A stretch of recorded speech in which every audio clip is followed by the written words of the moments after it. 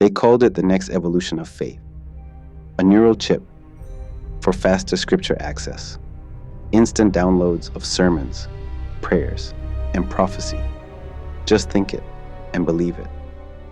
They said it would make us more like Him, but it only made us less like us.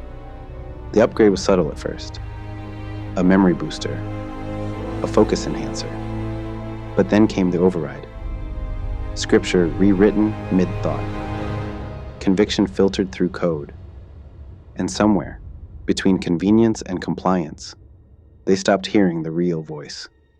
But not everyone said yes. Some still trembled when they prayed, still wept without wires, still opened pages instead of ports.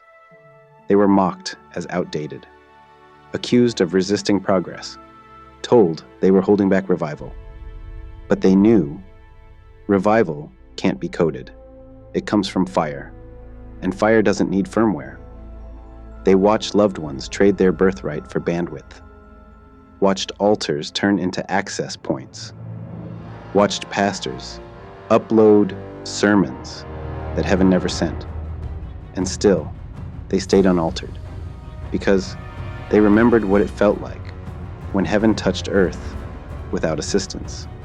They had no chip, no neural net, but they had something the system could never fabricate: a seal, not on their heads, but on their hearts, the kind that can't be hacked, the kind that burns through deception, the kind that whispers in the silence, "You are mine." Some paid the price, barred from churches run by code, banned from buying without compliance, branded as spiritually unstable.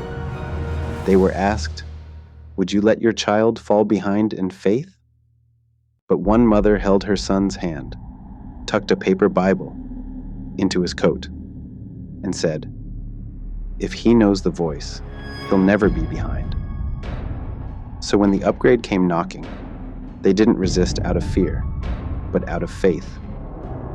Faith that doesn't need enhancements. Faith that doesn't bow to circuitry. Faith that would rather die untouched than live forever. Rewritten. They weren't perfect, but they were sealed, and heaven knew their names. So the machine moved on, looking for softer targets, for souls still unsure of their source. But the saints who refused the upgrade, they didn't just survive, they endured. Because what was sealed in the Spirit can never be uploaded, edited, or erased. This was Scroll 31, the saints who refused the neural upgrade.